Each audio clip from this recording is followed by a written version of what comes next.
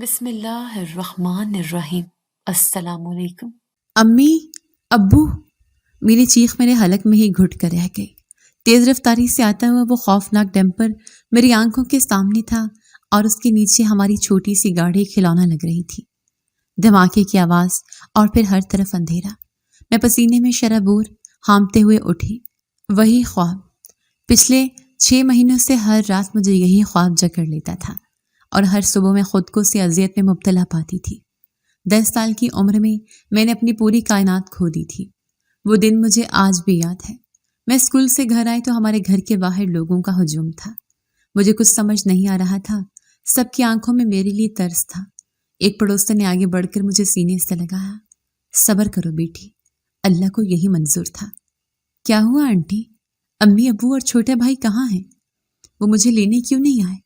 میں نے معصومیت سے پوچھا۔ وہ خاتون پھوٹ پھوٹ کر رو پڑی۔ کوئی مجھے کچھ نہیں بتا رہا تھا، بس سب روئے جا رہے تھے۔ پھر شام کو پھپھو آئیں۔ وہ شہر سے باہر رہتی تھیں اور خبر سنتے ہی بھاگی چلی آئیں۔ وہ گھر میں داخل ہوئی اور مجھے دیکھتے ہی دوڑ کر مجھ سے لپٹ گئی۔ میری بچی، میرا ہیرا۔ وہ خود بھی رو رہی تھی اور مجھے بھی بھینچ رہی تھی۔ میں آ گئی ہوں میری جان، اب تو اکیلی نہیں ہے، میں تجھے اپنے ساتھ اپنے گھر لے جاؤں گی۔ ان کے الفاظ اس وقت میرے لیے کسی مسیحا کی آواز کی طرح تھے۔ اس بھیڑ میں جہاں سب مجھے ترس اور ہمدردی سے دیکھ رہے تھے، صرف پھپھو تھیں جنہوں نے مجھے سہارے اور ملکیت کا احساس دلایا۔ میں ان کے ساتھ ان کے گھر آ گئی۔ ان کا گھر ہمارے گھر جتنا بڑا تو نہیں تھا، لیکن بہت سلیقے سے سجا ہوا تھا۔ ان کے 2 بچے تھے، ایک بیٹا اور ایک بیٹی، جو مجھ سے چھوٹے تھے۔ بچوں، یہ تمہاری بہن ہے، ہیرا۔ پھپھو نے میرا تعارف کروایا۔ تمہارے ماموں کی بیٹی، آج سے یہ ہمارے ساتھ ہی رہے گی۔ تم دونوں نے اس کا بہت خیال رکھنا ہے اور اسے بالکل تنگ نہیں کرنا۔ دونوں بچوں نے اجنبیت سے مجھے دیکھا، لیکن پھپھو کی محبت بھری موجودگی میں مجھے سکون محسوس ہو رہا تھا۔ اس رات جب پھپھو مجھے اپنے کمرے میں سلا رہی تھیں تو انہوں نے میرے سر پر ہاتھ پھیرا۔ سو جا میری بچی۔ ان کی آواز ممتا سے بھری تھی۔ کسی بات کی فکر نہیں کرنا، یہ بھی تمہارا اپنا ہی گھر ہے۔ میں ہوں نا تمہارے پاس، میں تمہیں کبھی تمہاری ماں کی کمی محسوس نہیں ہونے دوں گی۔ اس رات کئی مہینوں بعد میں بنا ڈراؤنے خواب کی سوئی تھی۔ مجھے لگا جیسے خدا نے مجھ سے میرے ماں باپ چھین لیے تھے، لیکن ان کے بدلے مجھے ماں جیسی پھپھو دے دی تھی۔ شروع کے کچھ ہفتے بہت اچھے گزرے۔ پھپھو میرا بہت خیال رکھتی، میرے کھانے پینے سے لے کر میری ہر ضرورت کا دھیان رکھتی۔ میں آہستہ آہستہ اپنے دکھ سے باہر آ رہی تھی۔ میں ان کے بچوں کے ساتھ گھل مل گئی تھی اور ان کے گھر کو اپنا گھر سمجھنے لگی۔ لیکن پھر میرے اس عارضی سکون میں پہلی دراڑ اس دن پڑی جب پھپھا شہر سے باہر اپنے کام کے دورے سے واپس لوٹے۔ وہ ایک سنجیدہ اور خاموش طبیعت کے مالک تھے۔ پھپھو ان سے بہت ڈرتی تھی، یہ میں نے پہلے دن سے ہی بھانپ لیا تھا۔ وہ گھر میں داخل ہوئے تو پھپھو خوشی خوشی ان کے پاس گئی۔ آپ آ گئے؟ کیسا رہا سفر؟ ٹھیک تھا، انہوں نے مختصر جواب دیا اور صوفے پر بیٹھ گئے۔ ان کی نظر مجھ پر پڑی جو کونے میں کھڑی انہیں خوفزدہ نظروں سے دیکھ رہی تھی۔ ان کی آنکھوں میں کوئی خوشی یا ہمدردی نہیں تھی، بس ایک اسپاٹ تاثر تھا۔ یہ کون ہے؟ انہوں نے پھپھو سے پوچھا۔ اس رات جب بچے سو گئے میں کچن میں پانی پینے گئی۔ لاؤنج میں پھپھو اور پھپھا کی دبی دبی آوازیں آ رہی تھیں۔ میں وہیں رک گئی۔ آخر کب تک رہے گی یہ یہاں؟ یہ پھپھا کی آواز تھی۔ ایسی باتیں کیوں کر رہے ہیں آپ؟ پھپھو کی آواز میں منت تھی۔ یتیم بچی ہے، میرا بھائی اور بھابھی دونوں چلے گئے، یہ اس کی اکلوتی نشانی ہے۔ ہم نہیں رکھیں گے تو اور کون رکھے گا اس کو؟ سڑک پر چھوڑ دوں کیا؟ دیکھو رضیہ، پھپھا کی آواز میں اب سختی تھی، وہ تمہارا بھائی تھا تو اس کی ذمہ داری تھی، اب وہ ہماری ذمہ داری نہیں ہے۔ میں پہلے ہی بڑی مشکل سے گھر کے خرچے پورے کر رہا ہوں۔ 2 بچوں کی پرورش آسان نہیں ہے، ایک اور بوجھ مت ڈالو میرے سر پر۔ صاف صاف کہہ رہا ہوں، مجھے یہ لڑکی اس گھر میں نہیں چاہیے۔ خدا کا خوف کریں، لوگ کیا کہیں گے؟ پھپھو تقریباً رو پڑی تھی۔ لوگوں کی پرواہ میں نے کب کی ہے؟ میں نے تمہیں آخری بات بتا دی ہے۔ میں نے یہ سنا اور میرے ہاتھ سے پانی کا گلاس گرتے گرتے بچا۔ میرے ننھے سے دل پر جیسے کسی نے گھونسا مارا ہو۔ بوجھ؟ میں ایک بوجھ تھی؟ پھپھو کی محبت بھری آغوش جو مجھے دنیا کی سب سے محفوظ پناہ گاہ لگی تھی، اس میں آج پہلی بار مجھے پھپھا کے الفاظ کانٹوں کی طرح چبھے تھے۔ میں دبے پاؤں واپس اپنے بستر پر آ کر لیٹ گئی اور آنسوں سے تکیہ بھگو دیا۔ مجھے اس دن پہلی بار احساس ہوا کہ میں اس گھر میں ایک بن بلایا مہمان تھی، ایک بوجھ تھی اور میری آزمائش تو بھی شروع ہوئی تھی۔ پھپھا کے وہ الفاظ مجھے یہ لڑکی اس گھر میں نہیں چاہیے رات بھر میرے کانوں میں سیسے کی طرح پگھلتے رہے۔ اگلی صبح جب میں ناشتے کی میز پر آئی تو میری ہمت نہیں ہو رہی تھی کہ میں ان سے نظریں ملا سکوں۔ میں چپ چاپ کرسی پر بیٹھ گئی۔ پھپھو نے میری حالت بھانپ لی اور زبردستی مسکراتے ہوئے میرے آگے پراٹھا رکھا۔ چلو ہیرا بیٹا، جلدی سے ناشتہ کر لو، آج میں تمہیں اپنے ہاتھ سے کھلاؤں گی۔ انہوں نے پیار سے نوالا بنایا ہی تھا کہ پھپھا نے سخت آواز ان کا ہاتھ ہوا میں ہی روک دیا۔ رضیہ، ان کے لہجے میں برف جیسی ٹھنڈک تھی، اسکول کی فیس جمع کروانی ہے بچوں کی، اور گھر میں راشن بھی ختم ہو رہا ہے۔ تمہیں کچھ اندازہ بھی ہے کہ مہنگائی کتنی بڑھ گئی ہے؟ انہوں نے میرا نام نہیں لیا، میری طرف دیکھا بھی نہیں، لیکن ان کا ہر لفظ ایک زہریلا پتھر تھا جس کا نشانہ صرف میں تھی۔ وہ پھپھو کو یہ احساس دلا رہے تھے کہ مجھ پر اٹھنے والا ہر خرچ ایک اضافی بوجھ ہے۔ پھپھو کا چہرہ فک ہو گیا، ان کے ہاتھ سے نوالا پلیٹ میں گر گیا۔ جی مجھے یاد ہے، وہ دھیمے سے بولی۔ میں جو بھوکی تھی، میرا ایک نوالا بھی حلق سے نیچے نہیں اتر رہا تھا۔ میں نے پلیٹ ایک طرف سرکا دی۔ پھپھو، میری بھوک ختم ہو گئی ہے، یہ کہہ کر میں خاموشی سے اٹھ کر اپنے کمرے میں آ گئی۔ میں نے دروازے کی دراڑ سے دیکھا، پھپھا اب بھی پھپھو کو کچھ کہہ رہے تھے اور پھپھو بے بسی سے سر جھکائے سن رہی تھی۔ یہ اس گھر میں میرے نئے کردار کا پہلا دن تھا۔ اب پھپھو مجھ سے بات کرتے ہوئے ڈرنے لگی تھی۔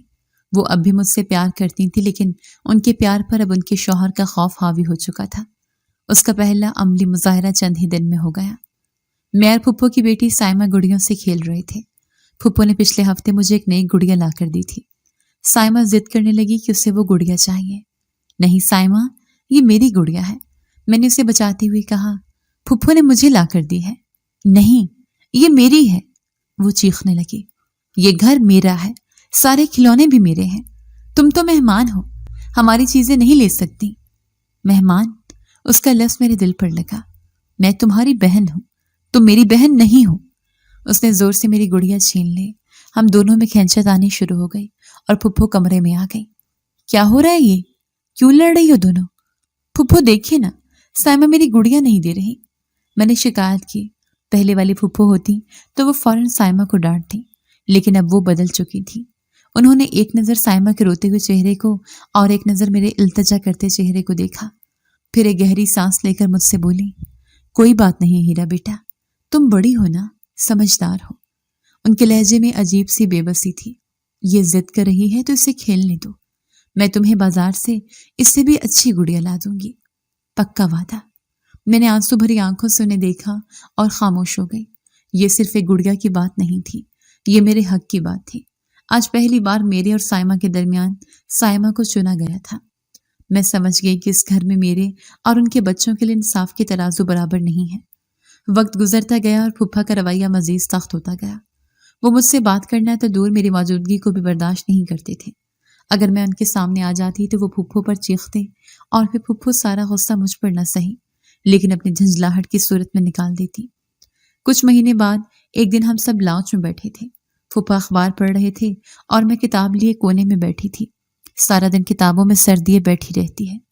پھپھا نے اخبار سے نظریں ہٹائے بغیر پھپھو سے کہا، کچھ کام کاج بھی سکھاؤ اسے، لڑکی ذات ہے، کل کو کسی کے گھر جانا ہے تو کیا ہماری ناک کٹوائے گی؟ پھپھو نے ڈرتے ہوئے انہیں دیکھا۔ ابھی بچی ہے، یہ بچی نہیں ہے، بوجھ ہے، اور بوجھ کو کام تو کرنا ہی پڑتا ہے۔ انہوں نے نفرت سے کہا اور اٹھ کر چلے گئے۔ اس دن پھپھو میرے پاس آئی، ان کا چہرہ مرجھایا ہوا تھا۔ ہیرا بیٹا، انہوں نے ہچکچاتے ہوئے کہا، اب تم ماشاءاللہ بڑی ہو رہی ہو، تمہیں گھر کے کام بھی سیکھنے چاہیے۔ کل سے تم میرے ساتھ کچن میں میرا ہاتھ بٹایا کرو گی، ٹھیک ہے؟ ان کے لہجے میں حکم نہیں مجبوری تھی۔ میں نے ان کی آنکھوں میں دیکھ کر خاموشی سے سر ہلا دیا۔ اس رات جب میں برتن دھو رہی تھی تو میرے ننھے ہاتھوں میں ٹھنڈا پانی اور صابن کی جھاگ نہیں بلکہ میرے مستقبل کی دھندلی تصویر تھی۔ وہ لڑکی جو کتابوں میں کھوئی رہتی تھی آج برتن مانجھ رہی تھی۔ مجھے احساس ہو گیا تھا کہ میرے خواب، میری تعلیم، سب کچھ مجھ سے چھین لیا جائے گا، اور اس گھر میں میری حیثیت اب ایک یتیم بھتیجی کی نہیں بلکہ ایک بن تنخواہ کے ملازمہ کی ہونے والی تھی۔ میرے دن اب کچن اور گھر کی صفائی میں گزرنے لگے تھے۔ شروع میں پھپھو میرے ساتھ کام کرواتی، مجھے سکھاتی، لیکن آہستہ آہستہ انہوں نے سب کچھ مجھ پر ہی چھوڑ دیا۔ صبح سب سے پہلے اٹھنا، سب کے لیے ناشتہ بنانا، بچوں کو اسکول کے لیے تیار کرنا، پھر دوپہر کا کھانا، پھر شام کی چائے اور پھر رات کا کھانا۔ اس کے علاوہ کپڑے دھونا، استری کرنا اور پورے گھر کی صفائی۔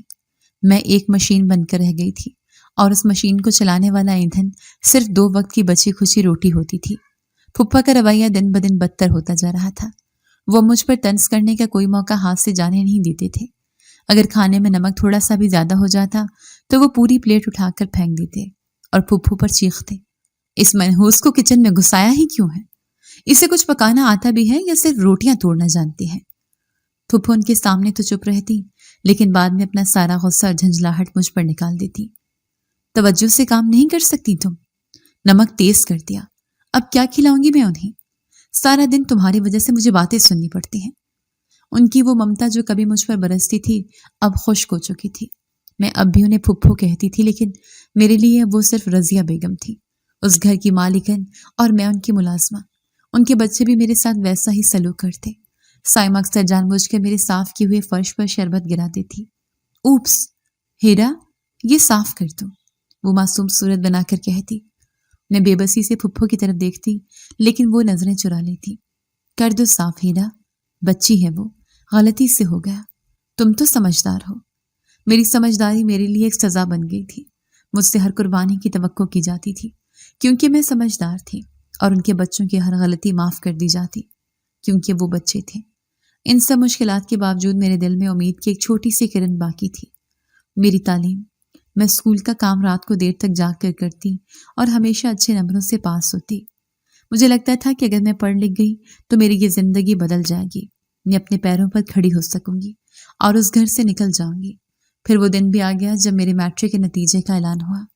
میں بہت ڈری ہوئی تھی، لیکن جب میں نے نتیجہ دیکھا تو میری خوشی کی انتہا نہ رہی۔ میں فرسٹ ڈویژن میں پاس ہوئی تھی۔ میں بھاگتی ہوئی پھپھو کے پاس گئی۔ اس وقت پھپھا گھر پر نہیں تھے۔ پھپھو دیکھیں، میں فرسٹ ڈویژن میں پاس ہو گئی۔ میں نے اپنا رزلٹ کارڈ ان کے آگے رکھ دیا۔ ایک لمحے کے لیے پھپھو کی آنکھوں میں وہی پرانی محبت اور چمک لوٹ آئی۔ انہوں نے خوشی سے مجھے گلے لگا لیا۔ ماشاء اللہ میری بچی، مجھے تم پر فخر ہے۔ ان کی آواز بھر آ گئی۔ تمہارے ابو آج زندہ ہوتے تو بھولے نہ سماتے۔ اس ایک لمحے میں مجھے لگا جیسے سب کچھ ٹھیک ہو گیا ہے، جیسے میری محنت وصول ہو گئی، لیکن میری یہ خوشی بہت عارضی تھی۔ اسی وقت پھپھا گھر میں داخل ہوئے۔ ہمیں خوش ہوتا دیکھ کر ان کے ماتھے پر بل پڑ گئے۔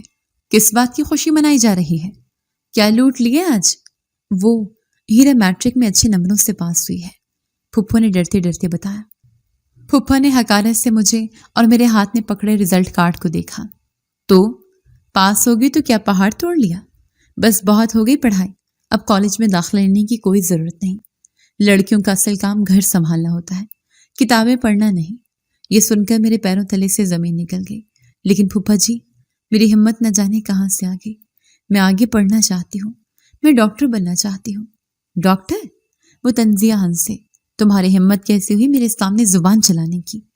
میں نے کہہ دیا نا، پڑھائی ختم۔ وہ اب چیخ رہے تھے۔ کیا تمہارے بابا نے میرے پاس کوئی بینک بیلنس چھوڑا جو میں تمہاری ڈاکٹری پر لٹاتا پھروں؟ ہمارے اپنے بچے ہیں، ان کی بے شمار اخراجات ہیں، تم اس گھر میں مفت کی روٹیاں توڑ رہی ہو، یہی بہت ہے۔ چپ چاپ گھر کے کام کرو، آئندہ اپنی آواز میرے سامنے اونچی مت کرنا۔ میں نے آنسو بھری نظروں سے پھپھو کی طرف دیکھا۔ وہ میری آخری امید تھی، لیکن انہوں نے مجھ سے نظریں چرا لیں اور خاموشی سے سر جھکا لیا۔ اس دن میں سمجھ گئی کہ اس گھر میں میرے حق میں بولنے والا اب کوئی نہیں ہے۔ رات کو پھپھو میرے کمرے میں آئے۔ میں چپ چاپ بیٹھی تھی۔ ہیرا، انہوں نے میرے سر پر ہاتھ رکھا۔ تم اپنے پھپھا کو تو جانتی ہو نا، ان کا غصہ۔ میں مجبور ہوں۔ تم دل چھوٹا نہ کرو، لڑکیاں گھرداری سیکھ لیں تو وہی ان کے کام آتا ہے۔ میں نے ان کی طرف دیکھے بغیر اسپاٹ لہجے میں کہا۔ جی پھپھو، میں سمجھ گئی۔ اس رات میں نے اپنی ساری کتابیں، اپنی ساری امیدیں اور اپنے سارے خواب ایک پرانے ٹرنک میں بند کیے اور اسے پلنگ کے نیچے دھکیل دیا۔ یہ میرے خوابوں کا جنازہ تھا اور اسے دفنانے والی میرے اپنے تھے۔ میرے خوابوں کا ٹرنک پلنگ کے نیچے جا چکا تھا اور میری زندگی گھر کے کام کاج کے گرد گھومنے لگی تھی۔ اب میری عمر 18 سال ہو چکی تھی۔ ان 4 سالوں میں نے یہ سیکھ لیا تھا کہ اس گھر میں میری حیثیت کیا ہے۔ پھپھو مجھ سے بات بھی صرف کام کے لیے کرتی تھی اور پھپھا کا وجود میرے لیے ایک مستقل خوف کی علامت بن چکا تھا۔ گھر میں جب بھی کوئی اچھی چیز پکتی، جیسے بریانی یا قورمہ، تو وہ دن میرے لیے سب سے بھاری ہوتا۔ میں کچن میں گھنٹوں کھڑی مسالے بھونتی، گوشت گلاتی اور چاول ابالتی۔ جب خوشبو پورے گھر میں پھیل جاتی اور سب دسترخوان پر بیٹھتے تو میں ایک مشین کی طرح سب کو روٹیاں اور سالن پیش کرتی۔ سب کھا پی کر اٹھ جاتے، میں برتن سمیٹ کر کچن میں جاتی تو اکثر دیگچی خالی ملتی۔ ایک دن ایسا ہی ہوا۔ پھپھو نے اپنی کسی سہیلی کی دعوت کی تھی۔ میں نے صبح سے شام تک 50 طرح کے کھانے بنائے۔ مہمان چلے گئے تو میں تھک کر چور ہو چکی تھی اور بھوک سے میری جان نکل رہی تھی۔ میں کچن میں گئی تو سارے برتن خالی تھے۔ میں نے ڈرتے ڈرتے پھپھو سے پوچھا، جو مہمانوں کے دیے ہوئے تحفے دیکھ رہی تھی، پھپھو میرے لیے کھانا نہیں بچا؟ وہ میری طرف دیکھے بغیر بولی۔ ان کے لہجے میں اب شدید چڑچڑا پن آ گیا تھا۔ جب سب کھا رہے تھے تب کہاں تھی تم؟ تمہیں پتا ہے مہمانوں کے سامنے انتظار کرنا کتنا برا لگتا ہے۔ اب رات کی بچی ہوئی دال پڑی ہے فریج میں، وہی گرم کر کے کھا لو۔ ہر وقت فرمائشیں پوری نہیں ہو سکتی تمہاری۔ فرمائش؟ میں نے تو صرف اپنا حق مانگا تھا، وہ کھانا جو میں نے اپنے ہاتھوں سے بنایا تھا۔ میری آنکھوں میں آنسو آ گئے، لیکن میں نے انہیں پیتے ہوئے سر ہلا دیا۔ اس رات میں نے ٹھنڈی روٹی سوکھی دال سے کھائی اور مجھے احساس ہوا کہ میں ایک ایسی ملازمہ ہوں جسے تنخواہ تو دو، پیٹ بھر کے کھانا بھی نصیب نہیں ہوتا۔ ظلم جب حد سے بڑھ جائے تو انسان یا تو ٹوٹ جاتا ہے یا بے حس ہو جاتا ہے۔ میں شاید بے حس ہونے کے قریب تھی جب وہ واقعہ پیش آیا جس نے میرے اندر کے خوف کو نفرت میں بدل دیا۔ اس دن میں پھپھا کے کمرے کی صفائی کر رہی تھی۔ وہ اور پھپھو کسی رشتے دار کے گھر گئے ہوئے تھے۔ میں ڈریسنگ ٹیبل سے دھول صاف کر رہی تھی کہ میرا ہاتھ غلطی سے پھپھا کی مہنگی پرفیوم کی بوتل سے ٹکرا گیا۔ اس سے پہلے کہ میں اسے سنبھال پاتی، وہ شیشے کی نازک بوتل فرش پر گری اور کرچی کرچی ہو گئی۔ پورے کمرے میں اس کی تیز خوشبو پھیل گئی۔ میرے ہاتھ پاؤں ٹھنڈے پڑ گئے۔ میں جانتی تھی کہ آج میری خیر نہیں ہے۔ میں جلدی جلدی شیشے کے ٹکڑے سمیٹ ہی رہی تھی کہ وہ دونوں واپس آ گئے۔ کمرے میں داخل ہوتے ہی خوشبو اور فرش پر پڑے شیشے دیکھ کر پھپھو کا چہرہ غصے سے سرخ ہو گیا۔ یہ کیا کیا تم نے، منحوس لڑکی؟ وہ میری طرف لپکی اور ان کی دھاڑ سے پورا گھر گونج اٹھا۔ پھپھا جی، وہ غلطی سے، میری زبان لڑکھڑانے لگی۔ میرا ہاتھ لگ گیا۔ میں معافی مانگتی ہوں۔ غلطی؟ انہوں نے میرا بازو اتنی بے دردی سے پکڑا کہ مجھے لگا ہڈی ٹوٹ جائے گی۔ تیری ہمت کیسے ہوئی میری چیزوں کو ہاتھ لگانے کی؟ سچ بتا، چوری کرنے کی نیت سے آئی تھی نا یہاں؟ نہیں پھپھا جی، اللہ کی قسم، میں روتے ہوئے بولی۔ جھوٹ بولتی ہے؟ یہ کہہ کر انہوں نے مجھے پوری قوت سے دھکا دیا۔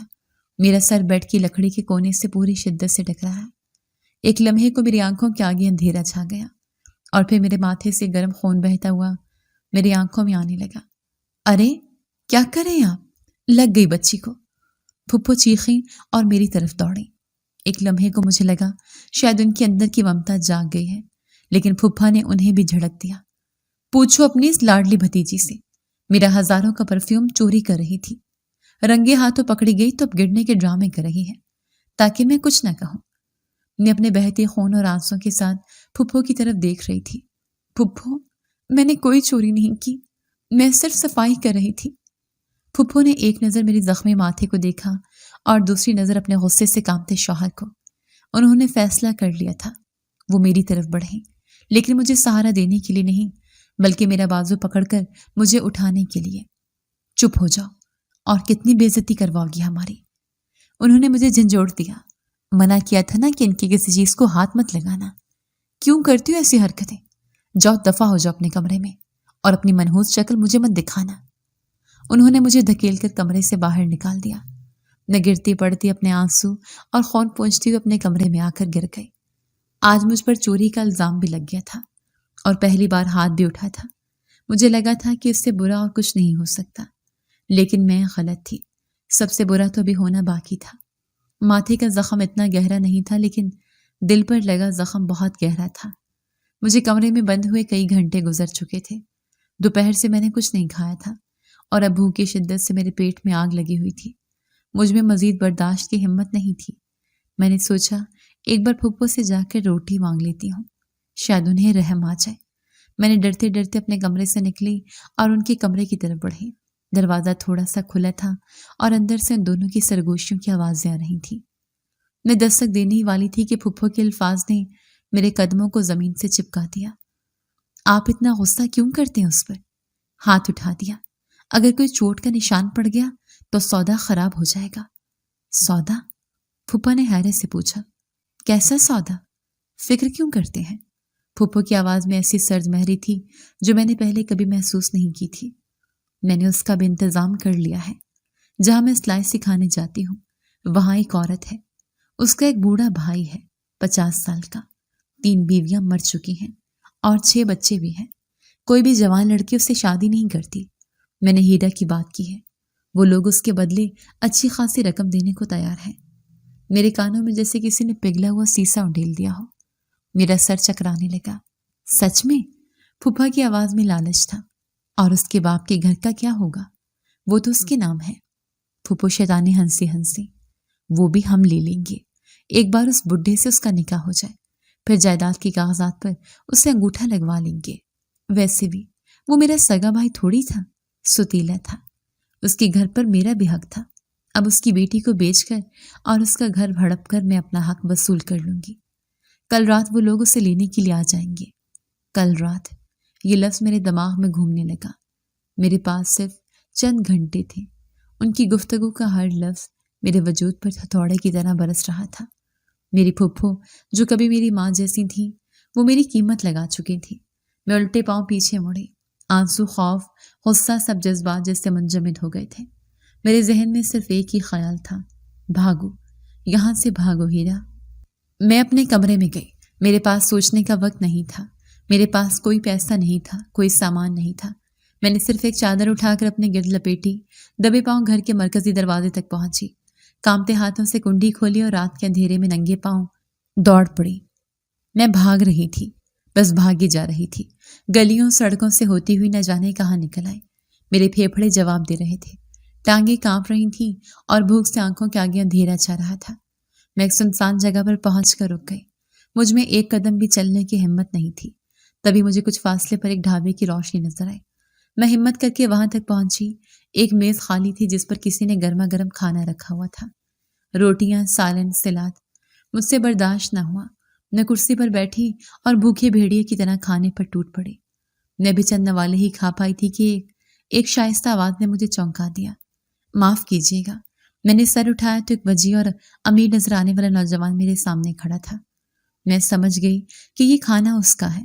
شرمندگی سے میرا رنگ فاق ہو گیا۔ میں فوراً کھڑی ہو گئی۔ معاف کیجیے گا، مجھے نہیں معلوم تھا یہ کھانا آپ کا ہے۔ مجھے بہت بھوک لگی تھی۔ اس نوجوان نے میری گھبراہٹ، میرے میلے کپڑوں اور ماتھے پر سوکھے خون کے نشان کو دیکھا۔ اس کی آنکھوں میں غصے یا حقارت کی بجائے ایک عجیب سی نرمی تھی۔ اس نے اپنے لبوں پر ایک ہلکی سی مسکراہٹ لاتے ہوئے کہا، کوئی بات نہیں، بیٹھیں، آپ اور کھا لیں۔ اس کی غیر متوقع مہربانی نے مجھے مزید شرمندہ کر دیا۔ نہیں، شکریہ۔ میں یہ کہہ کر وہاں سے جانے کے لیے تیزی سے مڑی، لیکن اس کی آواز نے مجھے روک دیا۔ رکیے۔ اس اجنبی کی آواز میں کیسی ٹھہراؤ اور خود اعتمادی تھی کہ میرے بھاگنے کے لیے اٹھتے قدم وہیں جم گئے۔ میں نے پلٹ کر اسے دیکھا۔ اس کی آنکھوں میں نہ تو میرے لیے حقارت تھی اور نہ ہی کوئی نامناسب چمک۔ اس کی نگاہیں میرے میلے ہولیے اور ماتھے پر لگے زخم کا جائزہ لے رہی تھیں، اور ان میں صرف ایک ناقابل فہم سنجیدگی تھی۔ بیٹھیں۔ اس نے دوبارہ کرسی کی طرف اشارہ کیا۔ آپ بہت پریشان اور گھبرائے ہوئی لگ رہی ہیں۔ اس کے پرسکون لہجے میں کچھ ایسا تھا کہ میں نے نہ چاہتے ہوئے بھی اس کی بات مان لی اور کرسی کے کونے پر جھجکتے ہوئے بیٹھ گئی۔ وہ خود بھی اپنی جگہ پر بیٹھ گیا۔ ڈھابے کا مالک ان کے لیے پانی کا گلاس لگ گیا۔ اس نے گلاس میری طرف بڑھا دیا۔ پانی پیجیے۔ میں نے کانپتے ہاتھوں سے گلاس پکڑ کر ایک ہی سانس میں خالی کر دیا۔ میرے حواس کچھ بحال ہوئے۔ آپ کے ماتھے پر یہ چوٹ کیسی ہے؟ اس نے براہ راست سوال کیا۔ یہ تازہ لگ رہی ہے۔ میں نے بے اختیار اپنے ماتھے کو چھوا، جہاں خون سوکھ کر ایک پپڑی سے بن گیا تھا۔ میں سیڑھیوں سے گر گئی تھی۔ میں نے کمزور سا جھوٹ بولا۔ میں اسے اپنی دکھ بھری کہانی سنا کر ہمدردی نہیں سمیٹنا چاہتی تھی۔ اس نے میری بات پر کوئی تبصرہ نہیں کیا، لیکن اس کی آنکھیں بتا رہی تھیں کہ اسے میرے جھوٹ پر یقین نہیں آیا۔ آپ نے کہا کہ آپ کا کوئی گھر نہیں ہے۔ اس نے موضوع بدلا۔ اس کا کیا مطلب ہے؟ اس دنیا میں کوئی تو ہوگا آپ کا، والدین، کوئی رشتہ دار۔ اس کے سوال نے میرے ضبط کے سارے بندھن توڑ دیے۔ آنسو میری آنکھوں سے ٹپ ٹپ گرنے لگے۔ میری آواز بھرا گئی۔ میرے ماں باپ اور بھائی اب اس دنیا میں نہیں ہیں، اور جن رشتہ دار کے پاس تھی وہ میرے لیے گھر نہیں، ایک قید خانہ تھا۔ میں نے ایک لمحے کو توقف کیا، پھر میرے اندر کا سارا زہر الفاظ بن کر باہر آ گیا۔ انہوں نے مجھے بیچنے کی کوشش کی، ایک بوڑھے آدمی کے ہاتھوں۔ میں اپنی عزت بچا کر وہاں سے بھاگی ہوں۔ اب سڑکوں کے علاوہ میرا کوئی ٹھکانہ نہیں ہے۔ یہ پہلی بار تھا کہ میں نے اپنی داستان کسی کو سنائی تھی۔ یہ کہہ کر مجھے لگا جیسے میرے سینے پر رکھا کوئی بھاری پتھر ہٹ گیا ہو۔ وہ نوجوان خاموشی سے میری پوری بات سنتا رہا۔ اس کے چہرے پر رحم یا ترس کے تاثرات نہیں تھے جو مجھے ہمیشہ دوسروں کی آنکھوں میں دکھتے تھے۔ اس کا چہرہ اسپاٹ تھا، جیسے وہ میری کہانی نہیں بلکہ کسی کیس کی تفصیلات سن رہا ہو اور ان کا تجزیہ کر رہا ہو۔ کافی دیر کی خاموشی کے بعد وہ بولا۔ اس کی آواز میں اب بھی وہی سنجیدگی تھی۔ اگر میں کہوں کہ میرے پاس آپ کے اس مسئلے کا ایک حل ہے تو؟ میں نے چونک کر اسے دیکھا۔ حل؟ کیسا حل؟ مجھے اس کی نیت پر شبہ ہونے لگا۔ آپ مجھے جانتے تک نہیں، آپ بھلا میری مدد کیوں کریں گے؟ کیونکہ اس میں میرا بھی ایک بہت بڑا مسئلہ حل ہو جائے گا۔ اس نے صاف گوئی سے کام لیا۔ میں تم پر کوئی احسان نہیں کروں گا، یہ ایک سودا ہوگا، مدد کے بدلے مدد۔ تمہیں میری مدد کرنی ہوگی اور میں تمہاری۔ سودا؟ یہ لفظ سنتے ہی میرے دل میں خطرے کی گھنٹیاں بجنے لگی۔ میرے پھپھو اور پھوپھا بھی تو میرا سودا ہی کر رہے تھے۔ میرا خوف میرے چہرے پر آیا تھا۔ آپ مجھ سے کیا چاہتے ہیں؟ میں نے خود کو سمیٹتے ہوئے پوچھا، جیسے میں ابھی بھاگنے کے لیے تیار ہوں۔ اس نے میری گھبراہٹ بھانپ لی۔ ڈرو مت۔ اس کے لہجے میں پہلی بار تھوڑی نرمی آئی۔ میں ان لوگوں جیسا نہیں ہوں جن سے تم بھاگ کر آئی ہو۔ میرا مسئلہ ذرا مختلف اور پیچیدہ ہے۔ مجھے 3 دن کے لیے ایک بیوی کی ضرورت ہے۔ اس کا جملہ اتنا غیر متوقع تھا کہ میں اپنا خوف بھول کر حیرت میں ڈوب گئی۔ بیوی؟ 3 دن کے لیے؟ میں نے بے یقینی سے دہرایا۔ اس کا کیا مطلب ہوا؟ میں آپ کی بات نہیں سمجھی۔ کوئی 3 دن کے لیے بیوی کیسے بن سکتا ہے؟ وہ تھوڑا سا آگے کو جھکا، جیسے مجھے اپنی بات کی سنجیدگی کا یقین دلا رہا ہو۔ تمہیں صرف 3 دن کے لیے دنیا کے سامنے میری بیوی بننے کا ناٹک کرنا ہوگا، ایک ڈرامہ رچانا ہوگا۔ تمہیں کوئی نقصان نہیں پہنچے گا، کوئی تمہیں چھوئے گا بھی نہیں۔ یہ صرف ایک کردار ہے جو تمہیں نبھانا ہے۔ میں خاموشی سے اس کی باتیں سن رہی تھی۔ میرا دماغ پوری طرح معاف ہو چکا تھا۔ اس کام کے بدلے میں اس نے اپنی بات مکمل کی۔ میں تمہیں اتنے پیسے دوں گا کہ تم آرام سے اپنی باقی کی زندگی کسی محفوظ جگہ پر گزار سکو گی۔ تم اپنا ایک چھوٹا سا فلیٹ خرید سکتی ہو، اپنا خرچہ خود اٹھا سکتی ہو۔ تمہیں پھر کبھی کسی کے آگے ہاتھ پھیلانے یا کسی کا بوجھ بننے کی ضرورت نہیں پڑے گی۔ اس کا آخری جملہ سیدھا میرے دل میں لگا۔ کسی کا بوجھ بننے کی ضرورت نہیں پڑے گی۔ یہی تو وہ زندگی تھی جس کا میں نے ہمیشہ خواب دیکھا تھا، ایک آزاد اور محفوظ زندگی۔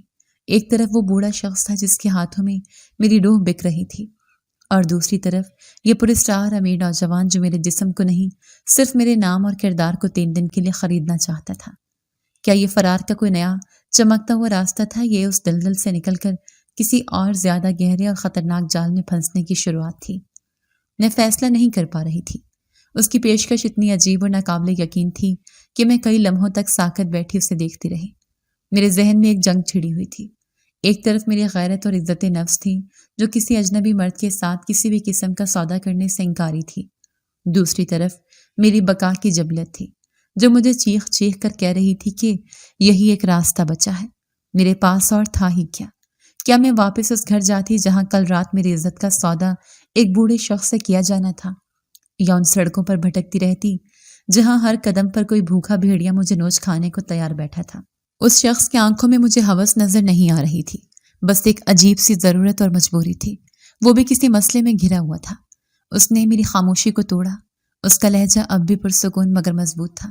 سوچ لو ہیرا، میرے پاس زیادہ وقت نہیں ہے، اور شاید تمہارے پاس بھی نہیں۔ اگر تم نے انکار کیا تو میں چلا جاؤں گا، اور پھر تم اور تمہاری تنہائی۔ اس کے آخری الفاظ نے میرے لیے فیصلہ کرنا آسان کر دیا۔ تنہائی اور سڑکوں کا خوف اس اجنبی کے ساتھ جانے کے خوف پر حاوی آ گیا۔ میں نے گہری لرزتی ہوئی سانس لی۔ میں آپ کے ساتھ چلنے کو تیار ہوں۔ میری آواز کسی گہری کھائی سے آتی ہوئی محسوس ہوئی۔ مجھے کیا کرنا ہوگا؟ میرے جواب پر اس کے چہرے پر کوئی خوشی یا اطمینان کا تاثر نہیں آیا، بس ایک خاموش سی منظوری تھی۔ وہ اٹھ کھڑا ہوا۔ ٹھیک ہے، اب چلو یہاں سے۔ اس نے ڈھابے کے مالک کو پیسے دیے اور میں چپ چاپ اس کے پیچھے چل پڑی۔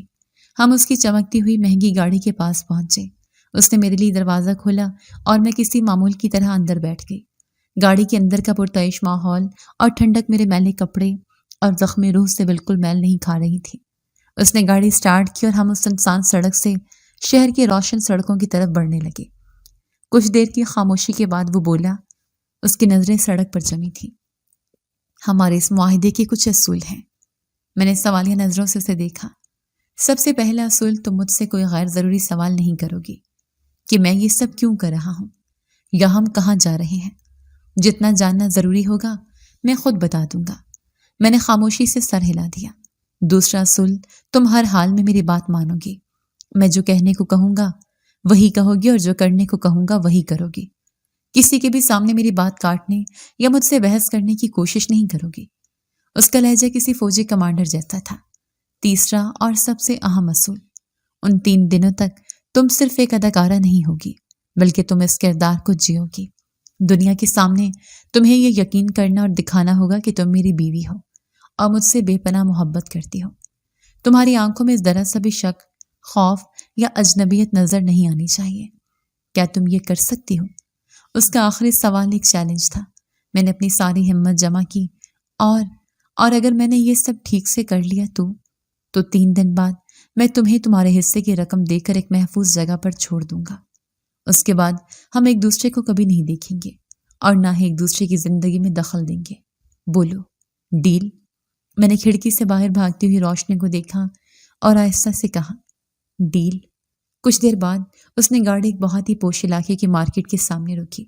رات کے اس پہر سب دکانیں بند تھیں، لیکن اس نے ایک بڑے سے بوتیک کے سامنے گاڑی کھڑی کر دی۔ اس نے فون پر کسی سے بات کی اور چند ہی منٹوں میں ایک شخص بھاگتا ہوا آیا اور اس نے دکان کا شٹر کھول دیا۔ چلو، وہ گاڑی سے اترتے ہوئے بولا۔ میں ہچکچاتے اس کے پیچھے دکان میں داخل ہوئی۔ ہر طرف شیشے اور روشنی میں سجے ایک سے بڑھ کر ایک قیمتی لباس تھے۔ میں نے اپنی زندگی میں اتنے کپڑے ایک ساتھ نہیں دیکھے تھے۔ ان کے لیے کوئی بھی خوبصورت اور بھاری کام والا جوڑا نکالو۔ شامیر نے دکان کے مینیجر سے کہا، کسی شادی کی تقریب کے حساب سے۔ شادی کی تقریب؟ یہ لفظ سن کر میرا دل دھک سے رہ گیا۔ اس کا مطلب تھا کہ مجھے یہ ناٹک کسی بھیڑ بھاڑ والی جگہ پر کرنا تھا۔ مینیجر فوراً 2-3 بہترین جوڑے لے آیا۔ شامیر نے میری پسند پوچھنے کی زحمت نہیں کی۔ اس نے خود ایک گہرے سبز رنگ کے لباس کا انتخاب کیا جس پر سنہری کام بنا ہوا تھا۔ یہ ٹھیک ہے، اسے پیک کر دو۔ پھر اس نے میری طرف وہ بڑا سا ڈبہ بڑھایا۔ ہمیں جہاں جانا ہے وہاں پہنچ کر یہ پہن لینا۔ اس کا لہجہ بالکل سپاٹ تھا، جیسے کوئی ہدایت کار اپنی اداکارہ کو اس کے کردار کا سامان تھما رہا ہو۔ گاڑی دوبارہ اندھیرے کو چیرتی ہوئی آگے بڑھ رہی تھی۔ میرے ہاتھ میں میرے نئے کردار کا لباس تھا اور ذہن میں شامیر کے اصول گونج رہے تھے۔ میں نے اپنی جان اور عزت بچانے کے لیے ایک سودا کیا تھا، لیکن اب مجھے شدت سے احساس ہو رہا تھا کہ میں نے اپنی پوری زندگی ہی داؤ پر لگا دی تھی۔ میں ایک نامعلوم منزل کی طرف جا رہی تھی، ایک نامعلوم کردار نبھانے کے لیے، ایک ایسے شخص کے ساتھ جس کا میں نام تک نہیں جانتی تھی۔ گاڑی ایک ایسے گھر کے سامنے رکی جو گھر نہیں، محل تھا۔ روشنیوں، پھولوں اور مہمانوں سے سجا وہ گھر کسی بادشاہ کی سلطنت لگ رہا تھا۔ میرے ہاتھ پاؤں ٹھنڈے پڑ چکے تھے اور دل اتنی زور سے دھڑک رہا تھا کہ مجھے اس کی آواز باہر تک سنائی دے رہی تھی۔ یہ سب کیا ہے؟ میں نے کانپتی ہوئی آواز میں پوچھا۔ یہاں تو کوئی بہت بڑی شادی کی تقریب ہو رہی ہے۔ اس نے گاڑی کا انجن بند کیا اور پوری طرح میری طرف متوجہ ہوا۔ اس کی آنکھوں میں اب ایک عجیب سی شدت تھی۔ یہی ہمارا سٹیج ہے ہیرا، اور یہ سب لوگ ہمارے اداکار اور تماشائی ہیں۔ تمہیں بس میرا ہاتھ تھامے رکھنا ہے اور گھبرانا بالکل نہیں ہے۔ اس نے ایک لمحے کو توقف کیا اور پھر کہا، میرا نام شامیر ہے اور آج رات سے تم دنیا کے لیے ہیرا شامیر ہو۔ یہ پہلی بار تھا کہ اس نے مجھے اپنا نام بتایا تھا، اور وہ بھی ایسے وقت میں جب میری پوری دنیا الٹنے والی تھی۔ اس نے گاڑی کا دروازہ کھولا اور باہر نکل کر میری سائڈ پر آیا۔ اس نے میرے لیے دروازہ کھول کر اپنا ہاتھ آگے بڑھایا۔ میں نے کانپتے اپنا ہاتھ اس کے مضبوط ہاتھ میں دے دیا۔ جیسے ہی ہم نے ہجوم کی طرف قدم بڑھائے، ایک ناقابل یقین سناٹا چھا گیا۔ ہنسی، مذاق اور موسیقی کی آوازیں یکدم بند ہو گئیں۔ سینکڑوں نظریں ہم پر مرکوز ہو گئیں اور ان میں حیرت، صدمہ اور ناگواری کے ملے جلے تاثرات تھے۔ میں نے خوف سے شامیر کا ہاتھ اور مضبوطی سے تھام لیا۔ شامیر! ایک گرجدار آواز نے سناٹے کو توڑا۔ ایک باوقار لیکن شدید غصے میں بھرے شخص جو شامیر کے والد لگ رہے تھے ہماری طرف بڑھے۔ یہ کیا تماشا ہے؟ اور یہ لڑکی کون ہے تمہارے ساتھ؟ شامیر پرسکون رہا۔ وہ اپنے والد کے سامنے کھڑا ہو گیا۔ ابا جان، میں آپ سب سے معافی چاہتا ہوں۔ پھر اس نے مجمع کی طرف دیکھ کر بلند آواز میں کہا، خاص طور پر تائے جان اور تایا جان سے۔ ہجوم میں کھڑے ایک جوڑے کے چہرے پر شدید تکلیف کے تاثرات ابھرے۔ یہ ہیرا ہے، شامیر نے میرا ہاتھ اٹھا کر سب کو دکھایا، میری بیوی۔ میری اس سے شادی ہو چکی ہے، اس لیے میں رابعہ سے شادی نہیں کر سکتا۔ اس اعلان نے جیسے محفل میں ایٹم بم گرا دیا۔ ہر طرف سے حیرت اور ناقابل یقین آوازیں آنے لگی۔ ایک خاتون جو شامیر کی والدہ لگ رہی تھی روتے ہوئے آگے بڑھیں۔ کیا کہہ رہے ہو تم؟ شادی؟ کون سی شادی؟ ہمیں بتایا تک نہیں۔ اس بیچاری رابعہ کا کیا ہوگا جس کے ہاتھوں میں تمہارے نام کی مہندی لگی ہے؟ ہماری بیٹی کا نام لے کر ہمیں اور ذلیل مت کرو۔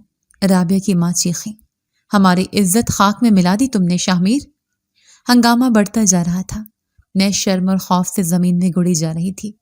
مجھے لگا کہ میں ابھی بے ہوش ہو جاؤں گی۔ شامیر نے ماحول کی سنگینی کو دیکھتے ہوئے فیصلہ کیا۔ اس نے ہجوم میں کسی کو پکارا، سارا۔ ایک نوجوان لڑکی تیزی سے آگے بڑھے۔ اس کی شکل شامیر سے بہت ملتی تھی۔ سارا، ہیرا کو میرے کمرے میں لے جاؤ۔ شامیر نے حکم دیا، اسے آرام کی ضرورت ہے۔ لیکن بھائی، سارا نے کچھ کہنا چاہا لیکن شامیر کی سخت نظروں کو دیکھ کر چپ ہو گئی۔ اس نے ہچکچاتے ہوئے میرا بازو تھاما۔ آؤ، میرے ساتھ آؤ۔ سارا مجھے اس طوفان سے نکال کر گھر کے اندرونی حصے کی طرف لے گئی۔ میں نے مڑ کر دیکھا، شامیر اکیلا اس پورے ہجوم، اپنے ناراض والدین اور ٹوٹے ہوئے رشتوں کے سامنے کھڑا تھا۔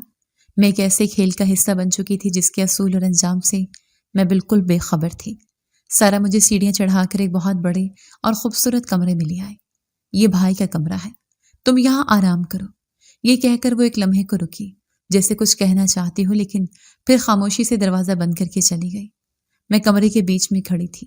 میرے پاؤں کے نیچے نرم قالین تھا، ارد گرد قیمتی فرنیچر تھا، لیکن مجھے ایسا محسوس ہو رہا تھا جیسے میں کسی شیر کے پنجرے میں پھنس گئی ہوں۔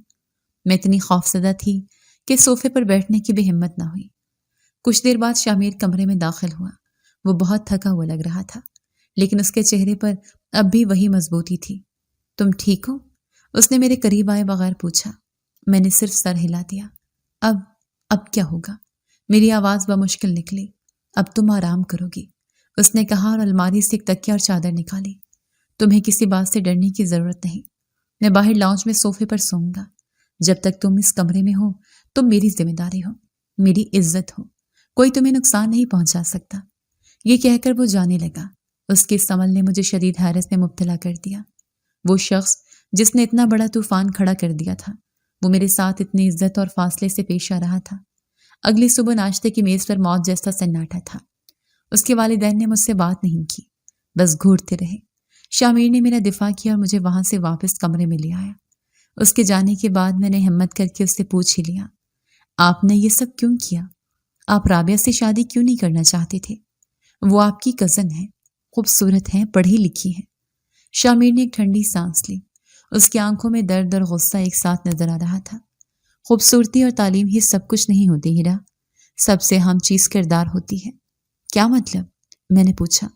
مطلب یہ کہ میں ایک ایسی لڑکی کو اپنی بیوی اور اپنے بچوں کی ماں نہیں بنا سکتا جس کا کردار اچھا نہ ہو۔ اس کے لہجے میں زہر تھا۔ میں نے اپنی آنکھوں سے اسے کئی بار دوسرے لڑکوں کے ساتھ گاڑیوں میں گھومتے اور غلط حرکتیں کرتے دیکھا ہے۔ وہ میرے والدین کی ضد تھی، میری محبت نہیں۔ میں نے انہیں سمجھانے کی بہت کوشش کی، انہیں کچھ ثبوت بھی دکھائے، لیکن وہ اپنی خاندانی عزت اور ضد کے آگے کچھ دیکھنے کو تیار نہیں تھے۔ میرے پاس خود کو اور اس خاندان کی بچی کچی عزت کو اس عذاب سے بچانے کا یہی ایک راستہ بچا تھا۔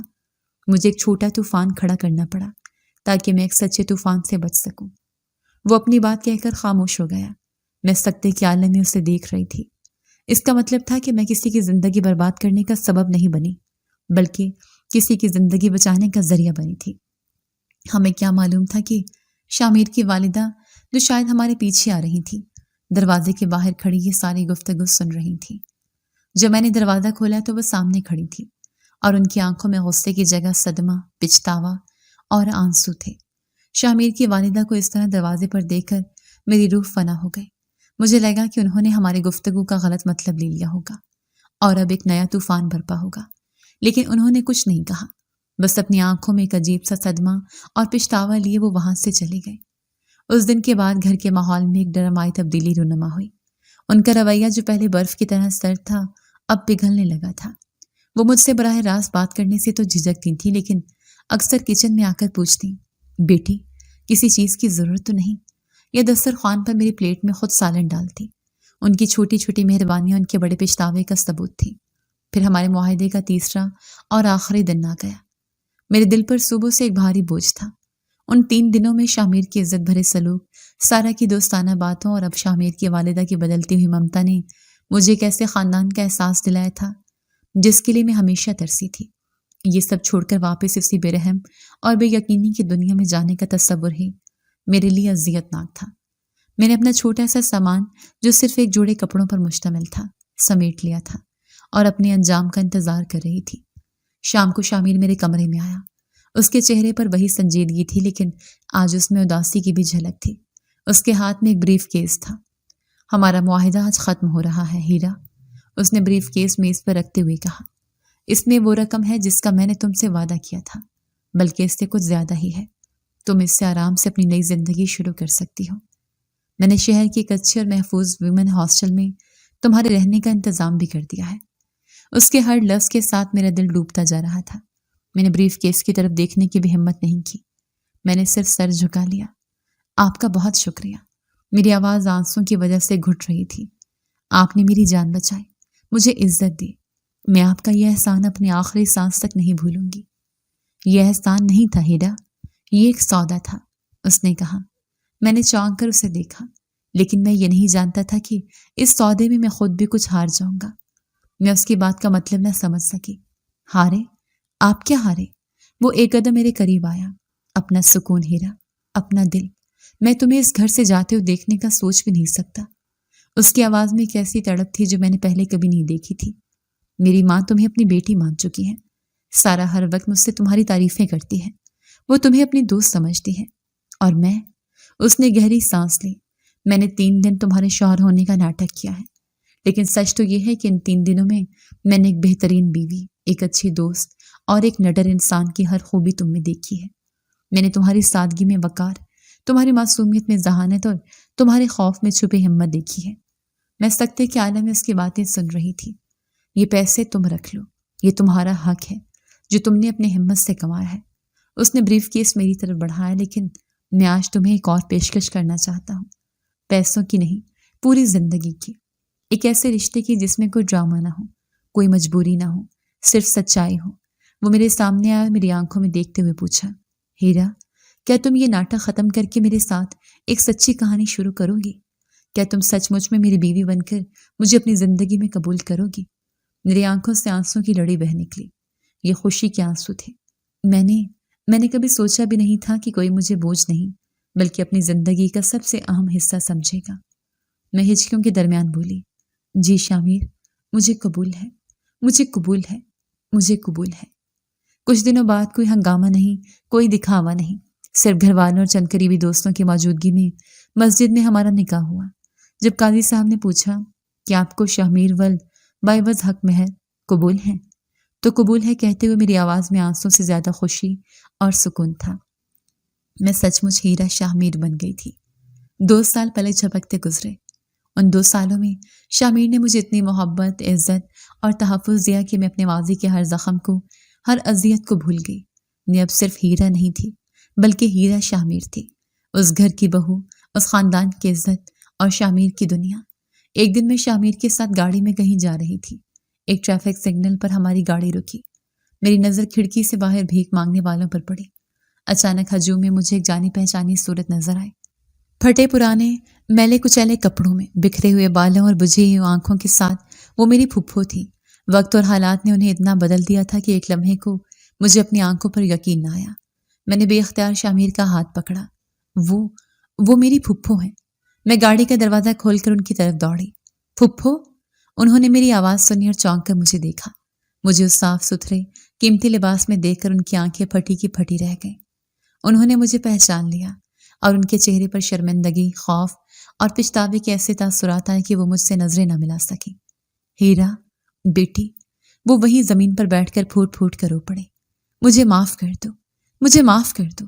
میں نے انہیں سہارا دے کر اٹھایا۔ یہ کیا حالت بنا رکھی ہے آپ نے؟ پھپھا اور بچے کہاں ہیں؟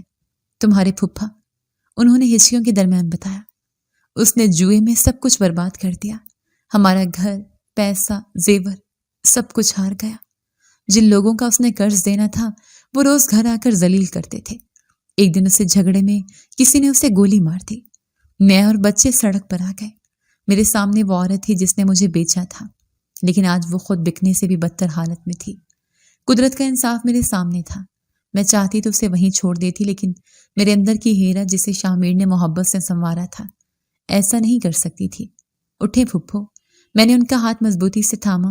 میں نے آپ کو معاف کیا. اللہ نے مجھے وہ سب کچھ دیا ہے جس کا میں نے خواب بھی نہیں دیکھا تھا. میرے بابا کا گھر اب بھی خالی ہے. آپ اپنے بچوں کے ساتھ آج سے وہیں رہیں گی.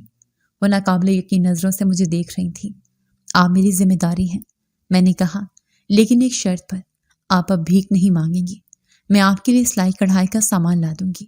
آپ کو محنت کر کے اپنی زندگی دوبارہ عزت سے جینی ہوگی. ان کی آنکھوں میں شکر گزاری کے آنسو تھے. میں نے انہیں سہارا دیا اور اپنی گاڑی کی طرف لے آئی. آج میں نے اپنے ماضی سے اپنا آخری اور سب سے خوبصورت بدلہ لے لیا تھا، اور وہ بدلہ نفرت سے نہیں، محبت، معافی اور ایک نئے موقع سے لیا تھا. میری کہانی کا سب سے بڑا سبق یہ ہے کہ دلوں کی نفرت زندگی کا سکون برباد کر دیتی ہے. معاف کریں، اپنے دلوں کو صاف رکھیں تاکہ زندگی پرسکون ہو اور کوئی پچھتاوا نہ رہے. جی تو دوستو، کیسی لگی آپ کو ہماری آج کی کہانی؟ اپنی رائے کا اظہار ہمارے کمنٹس باکس میں ضرور کیجیے گا. اور اگر آپ کو ہماری ویڈیو پسند آئی ہے تو کر لیجیے ہمارے چینل کو سبسکرائب، ویڈیو کو لائک اور بیل آئیکن لازمی پریس کر لیجیے تاکہ ہر نئی آنے والی ویڈیو کا نوٹیفیکیشن آپ کو بر وقت موصول ہو سکے. ملتے ہیں ایسی ہی ایک سبق آموز کہانی کے ساتھ. تب تک کے لیے اللہ نگہبان.